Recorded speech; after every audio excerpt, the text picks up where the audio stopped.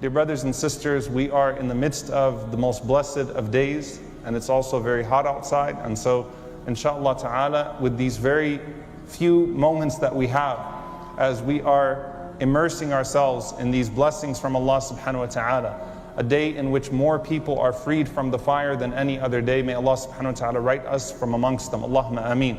A day in which cumulatively, hundreds and thousands of years just in this masjid alone of sins will be forgiven by the time sunset comes. A day in which the ummah calls upon Allah subhanahu wa ta'ala like no other day.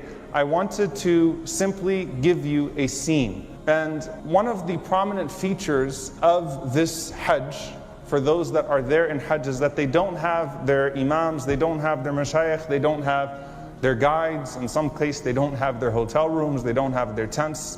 They're struggling. May Allah subhanahu wa ta'ala accept their struggles and accept their Hajj. Allahumma ameen.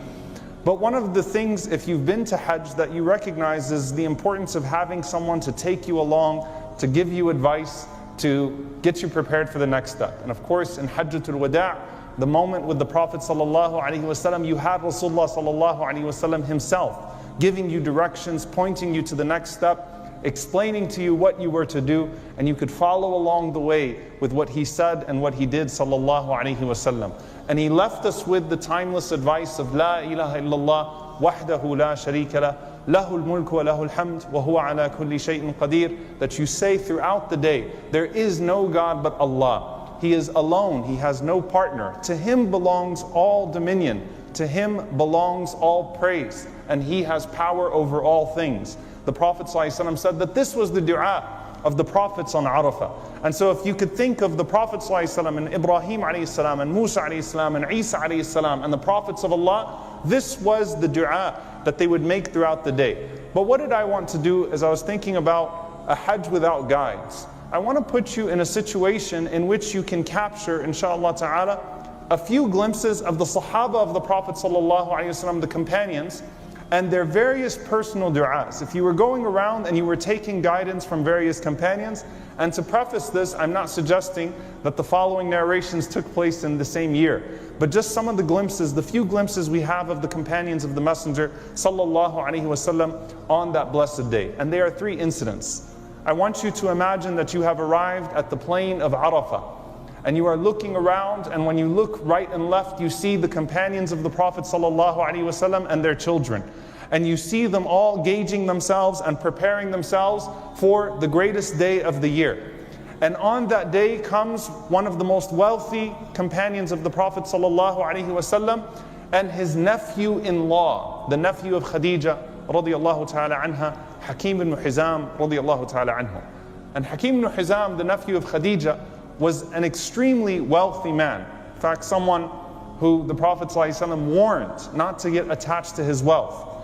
And the Sahaba described the scene, and the Tabi'een described the scene, that on the day of Arafah he comes, and as he comes forward, Hakim bin Hizam, لما حضر يوم عرفة معه 100 رقبة و100 بدنة و100 شاة. He would bring forth 100 people that were enslaved, and he would bring forth 100 camels, and he would bring forth 100 sheep, and he would say, "Oh my Lord, هذا كله لك." All of this is for you. And he would set free 100 people from captivity, 100 people that were enslaved. And then he would order for the camels and for the sheep to be sacrificed on the day of the sacrifice. And as he did that, as you saw this man coming forward, and the Prophet ﷺ said that whoever frees a person from slavery, that Allah will free every single part of his body from the fire. The people are watching him, and everyone breaks down into tears. And they call out to Allah in their buka and their crying. And they say, رَبَّنَا هَذَا عَبْدُكَ قَدْ أَعْتَقَ عَبِيدَهُ وَنَحْنُ عَبِيدُكَ فَأَعْتِقْنَا. Oh Allah, this is a slave like all of us, and he has freed other slaves, and we are all your slaves, O Allah, so free us from the fire, free us from the punishment. As you move over, you see Sayyiduna Ali ibn Abi Talib radiyallahu ta'ala anhu, who was narrated by Ibn Abi Dunya that he was going around and he was telling the people how to get ready for the day of Arafah and preparing them for the day of Arafah.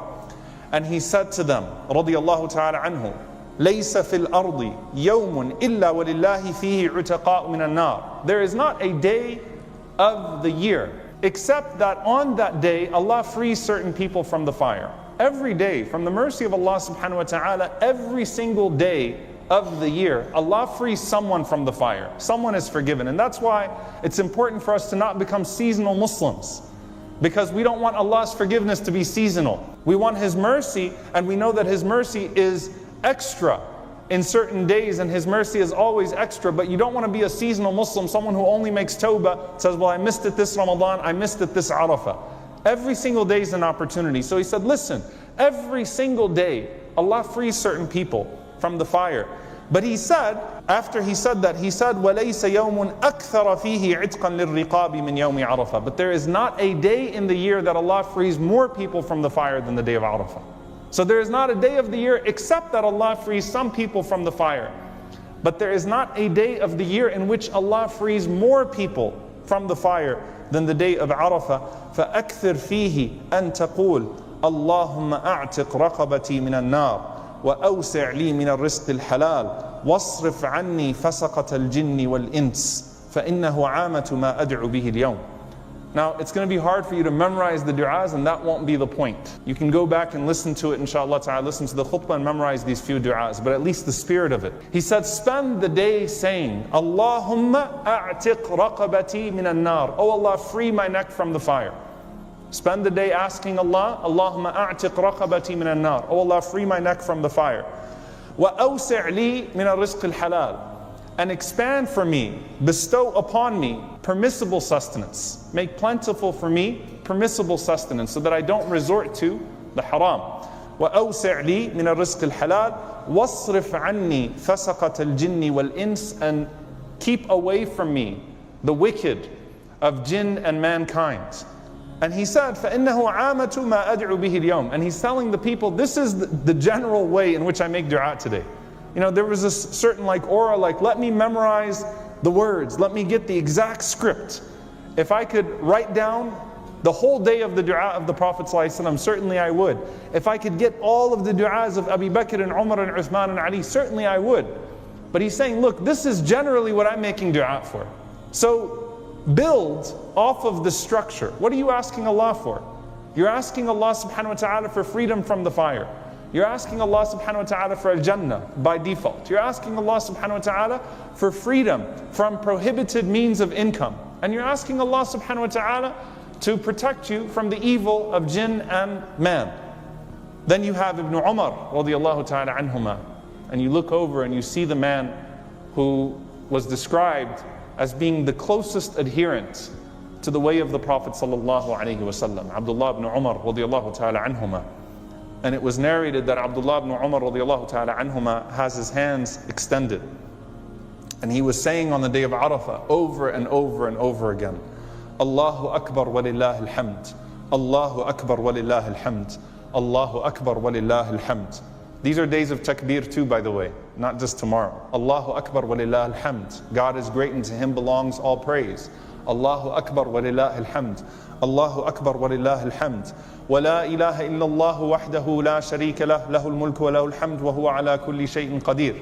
And he would repeat the dua that the Prophet ﷺ taught us to repeat throughout the day about the oneness of Allah subhanahu wa ta'ala and renewing that covenant with Allah. And then he would say, Allahumma hdini bil huda wa qini bit taqwa waghfir li fil akhirati wal ula. Allahumma hdini bil huda. Oh Allah, guide me with your guidance. Wa qini bit taqwa.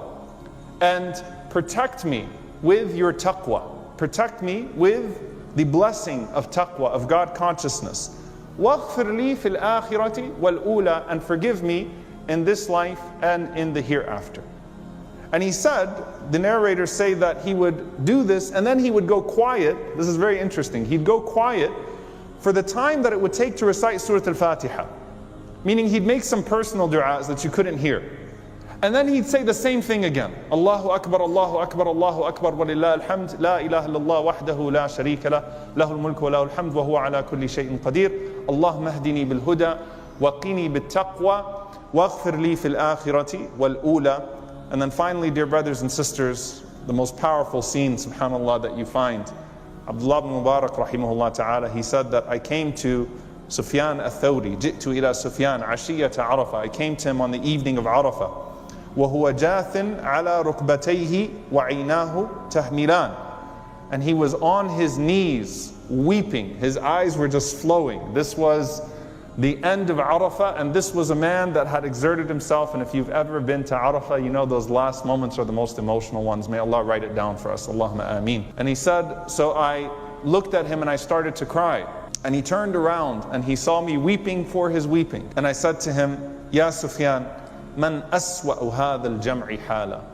O Sufyan, who is the person amongst us who is in the worst state today? And he said, الَّذِي يَظُنُّ أَنَّ اللَّهَ لَا يَغْفِرُ لَهُ. The person who thinks that Allah won't forgive them. The person who's in the worst state is the person that does not have a good opinion of their Lord, that does not believe that their Lord will forgive them. We call upon our Lord with confidence, just like we did on the last 10 nights of Ramadan. That when we call upon Allah subhanahu wa ta'ala, muqinuna bil ijaba, with complete certainty in our du'as, and we say, oh Allah, forgive us. Allahumma a'tiq riqabana min an-nar. Oh Allah, forgive us and protect us from the fire. We ask Allah subhanahu wa ta'ala to let that be the case for each and every single Muslim that is calling upon Him today. Allahumma ameen wa sallallahu wa sallam wa barak ala nabiyyina Muhammad wa ala alihi wa sahbihi ajma'in.